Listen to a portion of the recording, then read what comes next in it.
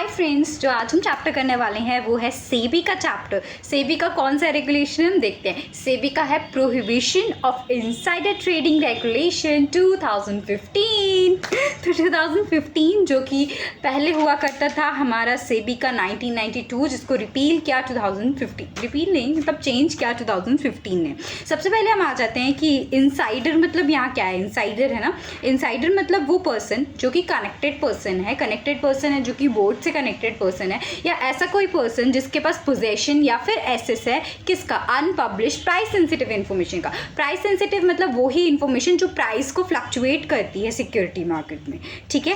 Trading मतलब क्या होता है। ट्रेडिंग मतलब होता है सब्सक्राइब करना, बाय करना, सेल करना, डील करना सिक्योरिटीज़ में, या एग्री करना सब्सक्राइब करने के लिए, डील करने के लिए, बाय करने के लिए। ठीक है। अनपब्लिश प्राइस सेंसिटिव इन्फॉर्मेशन मतलब क्या। Unpublish price sensitive information means any information which is not directly और इनडायरेक्टली अवेलेबल, जो कि अवेलेबल नहीं है। ठीक है। Which is not generally available, और if we tell it's become journally available which fluctuates the price of the security। ठीक है। तो ये क्या कहला जाएगी, हमारी अनपब्लिश प्राइस सेंसिटिव इन्फॉर्मेशन। वो इन्फॉर्मेशन जो कि अवेलेबल नहीं होती, डायरेक्टली इनडायरेक्टली, जर्नली अवेलेबल भी नहीं होती है, लेकिन यदि हम बोल देते हैं तो वो जर्नली अवेलेबल हो जाती है और उससे क्या होता है, सिक्योरिटी मार्केट का प्राइस फ्लक्चुएट होता है। ठीक है। नेक्स्ट आ जाते हैं कुछ ऐसी चीज़ होती हैं जिसमें भी हम मान लेते हैं कि ये actually unpublish price sensitive information, like dividend के मैटर हो गए, फाइनेंशियल मैटर हो गए, चेंज ऑफ कैपिटल स्ट्रक्चर के, मर्जर, डीमर्जर, डीलिस्टिंग। ठीक है। Expansion of business.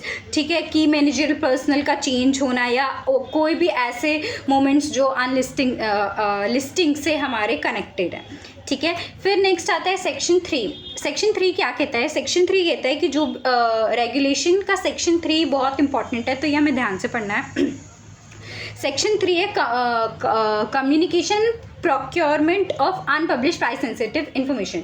मतलब हमें कोई भी इन्फॉर्मेशन, जो भी इन्फॉर्मेशन हमारे पास है, वो ना तो हमें कम्युनिकेट करनी है, ना प्रोक्योर करनी है किसी से।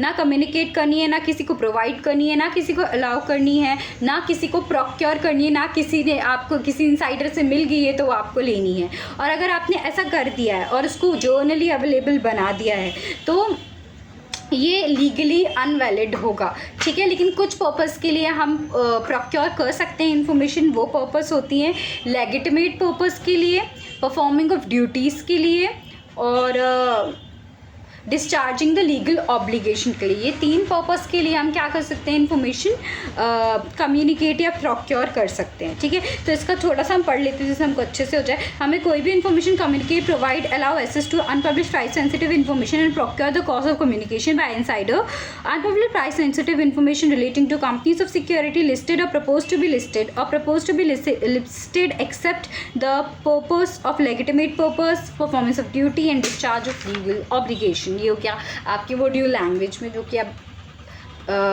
लूप में सुनोगे वीडियो तो आपको याद हो जाएगा। नेक्स्ट आ जाता है सेक्शन 4 इस रेगुलेशन का। सेक्शन 4 जो है कि हमारे पास जो अनपब्लिश प्राइस सेंसिटिव इन्फॉर्मेशन में है उसको हमको ट्रेडिंग नहीं करना है, उस इन्फॉर्मेशन से ट्रेड नहीं करना है। ट्रेड तो हमने पढ़ लिया क्या होता है। ठीक है। तो क्यों नहीं करना है, देखो ट्रेडिंग के, लेकिन इसमें ट्रेडिंग तो देखो आप कर ही नहीं सकते क्योंकि उससे सिक्योरिटीज़ की प्राइस फ्लक्चुएट होगी, है ना। ये इलीगल होता है इनसाइडर ट्रेडिंग करना, क्योंकि पूरा सिक्योरिटी मार्केट को क्रैश कर दे सकता है और हर देश की अर्थव्यवस्था पे प्रॉब्लम आ सकती है इससे। ठीक है। लेकिन कुछ पर्पस के लिए हम ट्रेडिंग कर सकते हैं, जो कि एक्सेप्शन है, जो कि इस सेक्शन के अंदर है, 4 के अंदर। ठीक है। तो आप ट्रेड कर सकते हो, ऑफ मार्केट ट्रेड हो सकता है, प्रमोटर्स के बिटवीन या ब्लॉक मैकेनिज्म से ट्रेड हो सकता है। कब हो सकता है, जब दो पार्टी जो ट्रेड करने वाली, दोनों के पास अनपब्लिश प्राइस सेंसिटिव इन्फॉर्मेशन थी। ठीक है। पार्टी जो भी डिसीजन ले रही है वो कॉन्शियस एंड इन्फॉर्म्ड डिसीजन ले रही हैं, या फिर अगर कुछ ट्रेडिंग या रेगुलेटरी पर्पस से भी होता है तो रेगुलेटरी पर्पस से आप ये स्टॉक ऑप्शन प्लान के लिए परफॉर्म कर रहे हो, या आपका ट्रेडिंग प्लान है इसलिए आप शेयर्स ले रहे हो। ठीक है। और ख़रीद रहे हो। ठीक है। और नेक्स्ट आता है for non individual insider. Non individual insider के लिए देखो, ऐसा इंडिविजुअल इनसाइडर जो कि डिसीजन बना रहा है ट्रेडिंग का, उसके पास यूपीएसआई मतलब अनपब्लिश प्राइस सेंसिटिव इन्फॉर्मेशन नहीं होना चाहिए। और जो अनपब्लिश प्राइस सेंसिटिव इन्फॉर्मेशन जिसके पास उसको ट्रेडिंग प्लान्स मतलब ट्रेड नहीं करना है शेयर का। ठीक है, तो दोनों एकदम बिल्कुल ऑपोजिट हैं एक दूसरे के ना। जो भी ट्रेडिंग डिसीजन आप बना रहे हो उसके पास यूपीएसआई नहीं होनी चाहिए, मैंने बता दिया। आपके पास फर्म अरेंजमेंट होने चाहिए, जैसे यूपीएसआई मतलब unpublish price sensitive information leak ना हो और कोई भी रेगुलेशन वायलेटेड ना हो और कोई भी ऐसा एविडेंस नहीं होना चाहिए आपके खिलाफ कि ऐसा आपने आपके पास अनपब्लिश प्राइस सेंसिटिव इन्फॉर्मेशन था और आपने उसका यूज़ किया और आपने इनसाइडर ट्रेडिंग की। ऐसा कोई भी एरियर नहीं होना चाहिए, ऐसा कुछ भी लॉ ब्रीच नहीं होना चाहिए। ये हो गया फॉर नॉन इंडिविजुअल्स, ठीक है। फिर आ जाता है हमारा रेगुलेशन सेक्शन 5। इस रेगुलेशन के अंडर का मतलब रेगुलेशन 5 जो है वो है ट्रेडिंग प्लान के बारे में। किसके बारे में? ट्रेडिंग प्लान के बारे में। अभी ट्रेडिंग प्लान जो होता है वो क्या होता है कि कंप्लाइंस ऑफिसर को जब भी हम कोई ट्रेडिंग प्लान बनाते हैं, ट्रेडिंग प्लान कौन बनाता है? कोई भी कंपनी का जो इनसाइडर होता है उसके पास ऑलवेज इन्फॉर्मेशन होती है, पर वो अपने शेयर्स खरीदना चाहता है तो वो ट्रेडिंग प्लान के तहत खरीद सकता है या बेच भी सकता है, ठीक है। ट्रेडिंग प्लान बाय का और सेल दोनों का हो सकता है, लेकिन वो ऐसा करना चाहते हैं तो उसको कंप्लाइंस ऑफिसर को पहले से बताना पड़ता है कि हाँ मैं ट्रेडिंग प्लान बनाना चाहता हूँ। स्टॉक एक्सचेंज को भी उसको पहले से बताना पड़ता है। जो कोई भी ट्रेडिंग प्लान हो वो 12 मंथ यानी कि 1 ईयर से कम का नहीं हो सकता है, हो ही नहीं सकता है। यदि कोई प्रीवियस ट्रेडिंग प्लान है तो उससे अभी का ट्रेडिंग प्लान ओवरलैप नहीं कर सकता है, ठीक है। और क्या हो सकता है? जो भी ट्रेडिंग प्लान हम देते हैं उसमें हमको या तो वैल्यू ऑफ शेयर्स बता दो, कितने हम वैल्यू ऑफ शेयर्स खरीदेंगे, लाइक 5000 के शेयर खरीदेंगे, या नंबर ऑफ शेयर बता दो कि हम 10 शेयर्स खरीदेंगे। हाँ, और कितने इंटरवल में, एवरी क्वार्टर हो सकता है, इंटरवल बता दो, टाइम लिमिट बता दो कि आप कब खरीदोगे, ठीक है। नेक्स्ट आता है जो ट्रेडिंग प्लान होता है वो कभी भी फाइनेंशियल पीरियड के 20 डेज प्रायर नहीं होगा और 2 दिन बाद से जब से फाइनेंशियल रिजल्ट डिक्लेयर हो गया है नहीं हो सकता है इस बीच में। 20 डे पहले किसके? फाइनेंशियल पीरियड के, और 2 दिन बाद जब फाइनेंशियल पीरियड डिक्लेयर हो गया। और ट्रेडिंग प्लान एक बार आपने सबमिट कर दिया फिर आप चाहते हो कि मैं वापस ले लूँ तो आप नहीं ले सकते क्योंकि ये इररिवोकेबल होता है। नेक्स्ट आ जाता है डिस्क्लोजर। 2 डिस्क्लोजर्स होते हैं जो हमें देने ही होते हैं। किसको देने होते हैं? या तो कोई KMP डायरेक्टर या कंपनी से रिलेटेड पर्सन है जो बोर्ड की पोजीशन पे बैठे हैं, उन्हें डिस्क्लोज करना है। जब से वो प्रमोटर बने हैं, जब से वो पोजीशन होल्ड किया, जब से उनका अपॉइंटमेंट हुआ है, उसके 7 डेज में बता देना है कि उनके पास कितना होल्डिंग ऑफ सिक्योरिटीज़ है, ठीक है। नेक्स्ट आता है कंटिन्यूअल डिस्क्लोजर जो कि हमेशा देना है। प्रमोटर या फिर कोई भी डेजिग्नेटेड पर्सन यहाँ पे आ जाता है या KMPs, और जब से वो बने हैं प्रमोटर, और यदि उनके पास कितना 10 लाख की वैल्यू से ज़्यादा शेयर आ जाती है किसी क्वार्टर में तो उनको विदिन 2 डेज़ बता देना है इस ट्रांजेक्शन के। 10 लाख की वैल्यू यदि क्वार्टर में 2 करके हो जाते हैं 10 तो भी आपको देना है, मतलब एक क्वार्टर में 10 लाख से ज़्यादा तो आपको 2 दिन में बताना पड़ेगा, ठीक है। नेक्स्ट पेनल्टी बहुत ही औसम है, मतलब सबसे अच्छी पेनल्टी तो जल्दी याद हो जाती है। पेनल्टी है कि कम से कम अपने इनसाइडर ट्रेडिंग की है तो कम से कम 25 करोड़ का फाइन है आपको। यदि उससे ज़्यादा का आपको प्रॉफिट हो रहा है तो 3 times the amount in default, उसका 3 टाइम हो जाएगा, minimum 25 crore, 3 time the default, और साथ में आपको 10 साल की जेल भी होने वाली है। ये क्यों है? जिससे इनसाइडर ट्रेडिंग से करने से लोग डरें। ऑलराइट, नेक्स्ट आ जाता है कुछ एक्स्ट्रा वाले टॉपिक्स। तो सबसे पहले आ जाता है कि जब भी आप UPSI किसी को दे रहे हो, बता रहे हो किसी भी बोर्ड पर्सन को, तो आपको ना उससे उसका पैन, उसका नेम और उसको एक यूनिक आइडेंटिफिकेशन नंबर, यदि पैन नहीं है उससे ले लेना है, जिससे कभी भी कुछ बाद में लफड़ा होता है तो हम we can check from the PAN, ठीक है। नेक्स्ट CIRO जो होता है चीफ इन्वेस्टर रिलेशन ऑफिसर, या फिर जो कंप्लाइंस ऑफिसर होता है, यदि वो लोग सेम काम मतलब सेम पर्सन में करे तो दोनों को पेनल्टी लग सकती है। यदि अलग अलग है तो बाइफोकेट करके लग सकता है, बाइफोकेशन नहीं तो फिर दोनों को लगा देंगे, ठीक है, पेनल्टी, यदि दोनों ने काम खराब किया है तो, ठीक है। नेक्स्ट यहाँ पे आ जाता है क्या है ये topic? Yes, central trading plan यहाँ पे अलाउड नहीं होता है। सेलिंग हम पहले ऐसा नहीं कर सकते, हम पहले सेल कर दें फिर बाय करें, वो अलाउड नहीं है, ठीक है। नेक्स्ट जो आ जाता है आपका ऑफ प्लेज, हाँ, लेकिन यदि हम चाहते हैं कि हम शेयर्स खरीद के रख लें, लेकिन बाद में जब ट्रेडिंग प्लान के बाद हम उन शेयर को प्लेज कर सकते हैं, मतलब उस पर पैसे उठा सकते हैं शेयर प्लेज करके, ठीक है। हाँ, अब ये हम क्या काम कर रहे हैं जिससे इनसाइडर ट्रेडिंग बच जाए हमारी? ऐसे कौन से काम है जिससे इनसाइडर ट्रेडिंग बच जाए? तो कंपनी को हमेशा आइडेंटिफाई करना है किसके पास UPSI है, मतलब अनपब्लिश प्राइस सेंसिटिव इन्फॉर्मेशन है, उनके टाइप्स को देखना है किस टाइप से ट्रांजेक्शन हो रहा है कंटिन्यूस, उस पर रिस्ट्रिक्शन रखना है अनपब्लिश प्राइस सेंसिटिव इन्फॉर्मेशन पे, एक लिस्ट बना के रखनी कि यार इनके पास अनपब्लिश प्राइस सेंसिटिव इन्फॉर्मेशन रहती है, रह सकती है, ठीक है, और इनको कम्युनिकेट की गई है, उनके रिलेटिव्स, उनके सबका आपके पास वो होना चाहिए, और इनको पीरियडिकली हम रिव्यू करेंगे पॉलिसीज़ बना के, ठीक है। नेक्स्ट आ जाता है जो कि हम पढ़ेंगे अभी, कब कब ना आपको रिवॉर्ड नहीं मिलता। तो पहले हम पढ़ लेते हैं रिवॉर्ड कैसे मिलता है।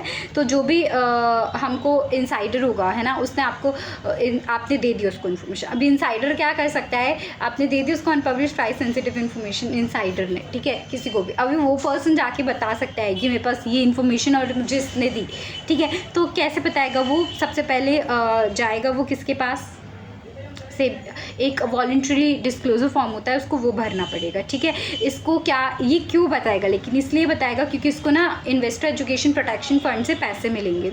इसको इंटरिम रिवॉर्ड भी मिल सकता है 10 लाख का, मैक्सिमम इसको पैसे मिल सकते हैं 1 करोड़ रुपए, या फिर कितना 10%, हाँ 10% जितना भी मॉनेटरी प्रॉफिट हो जाएगा सेबी को कि येस इनसाइडर इन्फॉर्मेशन थी, लेकिन वो सही होनी चाहिए, पहले किसी ने नहीं बताई होनी चाहिए, ठीक है, तुरंत की होनी चाहिए, एकदम फ्रेश। या फिर इसको ट्वाइस द अमाउंट रिवॉर्ड जब मिल जाएगा, मतलब ट्वाइस द रिवॉर्ड जब सेबी कलेक्ट कर लेगी पर्सन से एज अ फाइन, तब उसको ये रिवॉर्ड मिल जाएगा। इंटरिम रिवॉर्ड 10 लाख का मिल सकता है, ठीक है। इन्फॉर्मेंट को क्या करना है, voluntary information disclosure form plus evidences किसको देने हैं, इन्फॉर्मेंट प्रोटेक्शन को देने हैं, ये एविडेंस सेबी को दे देगा, इन्वेस्टिगेशन चालू होगा, और यदि सच में ऐसा होता है तो आपको रिवॉर्ड मिल जाएगा। नेक्स्ट जो रिवॉर्ड है वो कुछ कंडीशंस पे नहीं मिलता है। जब आपको पुलिस या कोई रेगुलेटरी अपनी ऑब्वियसली वो अपनी ड्यूटी परफॉर्म करी है तो आपको नहीं मिलेगा। कोई भी सेल्फ रेगुलेटरी बॉडी है, कोई सेबी का ही पर्सन है तो नहीं मिलेगा। कोई लॉ इन्फोर्समेंट वाले हैं, कोई स्टॉक एक्सचेंज या क्लियरिंग कॉर्पोरेशन के पर्सन हैं, उनको ही पता चली इन्फॉर्मेशन तो नहीं होगा, ठीक है। नेक्स्ट जो आ जाता है आपका टॉपिक वो है हॉकिंस कोकर लिमिटेड। इसमें ये पता चला था कि यस इंडिपेंडेंट डायरेक्टर भी ट्रेडिंग प्लान बना सकते हैं। ट्रेडिंग प्लान जो होता है बाय सेल दोनों का हो सकता है। कोई प्रॉब्लम हो तो हम सेबी को कंसल्ट कर सकते हैं लॉ समझने के लिए, और यदि कोई प्रॉब्लम होती है तो फिर हम कोड ऑफ कंडक्ट के हिसाब से चल सकते हैं जब हमें लॉ क्लियरेंस ना हो तो। नेक्स्ट जो होता है कनेक्टेड पर्सन, वो सारे भी होते हैं जो 6 महीने पहले से कंपनी से कनेक्टेड हैं या बोर्ड में काम कर रहे हैं। किस चीज़ के लिए, फ्यूडिशरी पोजीशन के लिए, एम्प्लॉयमेंट के लिए, या फिर कॉन्ट्रैक्चुअल परफॉर्मेंस के लिए। अभी कुछ पर्सन जो होते हैं वो डीम्ड कनेक्टेड पर्सन कहलाते हैं। क्या, डीम्ड कनेक्टेड पर्सन, ये इंपॉर्टेंट है। वो पर्सन कौन कौन से हो सकते हैं, देखो कोई भी इमीडिएट रिलेटिव किसका, कनेक्टेड पर्सन का। कनेक्टेड पर्सन जो 6 महीने से कनेक्टेड, उनके रिलेटिव्स भी क्या हो गए, deem connective. Holding subsidiary associate company के पर्सन क्या हो गए, डीम कनेक्टिव। इंटरमीडियरीज जो कि डील करते हैं, मर्चेंट बैंकर, ये कस्टोडियन वगैरह, ये भी कौन हो गए, डीम कनेक्टेड। अभी कोई एंटिटी की कौन, ट्रस्टी कंपनी, उसकी इन्वेस्टर कंपनी, उसकी एसेट मैनेजमेंट कंपनी के एम्प्लॉयज़ ऑफिसर्स क्या हो गए, डीम कनेक्टेड। कोई भी stock exchange clearing corporation company, उसके ऑफिशियल्स क्या हो गए, डीम्ड कनेक्टेड। कोई भी म्यूचुअल फंड के मेंबर, उनकी एसेट मैनेजमेंट कंपनी, उसकी ट्रस्टी कंपनी क्या हो गए, डीम्ड। कोई भी पब्लिक फाइनेंशियल इंस्टीट्यूशन, उसके ऑफिसर्स, उसके डायरेक्टर्स क्या हो गए, डीम कनेक्टेड। कोई भी सेल्फ रेगुलेटरी ऑफिसर्स, उसके ऑफिशियल्स, उसके एम्प्लॉयज़ भी क्या होंगे, डीम कनेक्टेड। तो यहाँ पे ये थोड़ा सा आपका एंड हो जाता है। 1-2 टॉपिक्स और बच्चे हैं जो कि Chinese wall policy. Chinese wall policy मतलब प्राइस सेंसिटिव इन्फॉर्मेशन ना कंटिन्यूसली हमको देनी पड़ती है, परपेचुअल है ये चीज़, आप रोक नहीं सकते। तो इसमें 2 पार्ट में आप डिवाइड कर लो, एक होते हैं इंटरनल्स और एक होते हैं एक्सटर्नल। इंटरनल्स को आप वो सारी इन्फॉर्मेशन दे सकते हो, एक्सटर्नल को सिर्फ उतनी इन्फॉर्मेशन दे जो उनके काम की हो, जो उनके डिवीजन की हो, ठीक है। नेक्स्ट आ जाता है चाइनीज़ वॉल पॉलिसी हो गया आपका। अभी जो हमारा कंप्लाइंस ऑफिसर मतलब जो CS, उसको क्या क्या काम है ये एक बार देख लेते हैं। वो उसको कोड ऑफ कंडक्ट देखना है, उसको एडवाइस करना है डिपॉजिटरी पार्टिसिपेंट को, उसको इंटीमेट करना पड़ता है हर बारी डिस्क्लोजर को, किसको, सिक्योरिटी एक्सचेंज को। उसको देखना पड़ेगा ट्रेडिंग विंडो कब क्लोज होता है, उसको रिकॉर्ड को मेंटेन करना पड़ेगा, उसको ट्रेडिंग प्लान को अप्रूवल देना पड़ेगा या रिजेक्ट करना पड़ेगा, ठीक है। प्री क्लियरेंस पॉलिसी देनी पड़ेगी, उसका टाइम लिमिट, टाइम फ्रेम में काम हुआ वो देखना पड़ेगा, कंप्लाइंस करना पड़ेगा, आपकी अनपब्लिश प्राइस सेंसिटिव इन्फॉर्मेशन को मॉनिटर करना पड़ेगा, इन्फॉर्म करना पड़ेगा। चाइनीज़ वॉल पॉलिसी देखें तो जो भी स्टर्म में आते हैं चैप्टर में, वो सब आपके कंप्लाइंस ऑफिसर को काम करना ही पड़ेगा। तो ट्रेडिंग प्लान वाला यहाँ पे मेन है, आपका ट्रेडिंग विंडो क्लोज यहाँ पे मेन है, और UPSI मॉनिटर भी मेन कह सकते हैं। चाइनीज़ वॉल पॉलिसी, ये सारे जो थे वो इस चैप्टर से रिलेटेड थे। एंड एक बार जस्ट मैं चेक कर लेती हूँ कि मैंने कुछ छोड़ा तो नहीं है। So yes, we were done with the chapter इस वीडियो के लिए। तब तक के लिए क्या बोलूँ कुछ भी नहीं आ रहा है। तो कैसा लगा आपको मेरा रिवीजन? जब मैं वीडियो रिवाइज़ करती हूँ तो मैं सबको शेयर कर देती हूँ। मेरा रिवीजन करने का यही तरीका है लूप में अपनी वीडियो को खुद सुनना।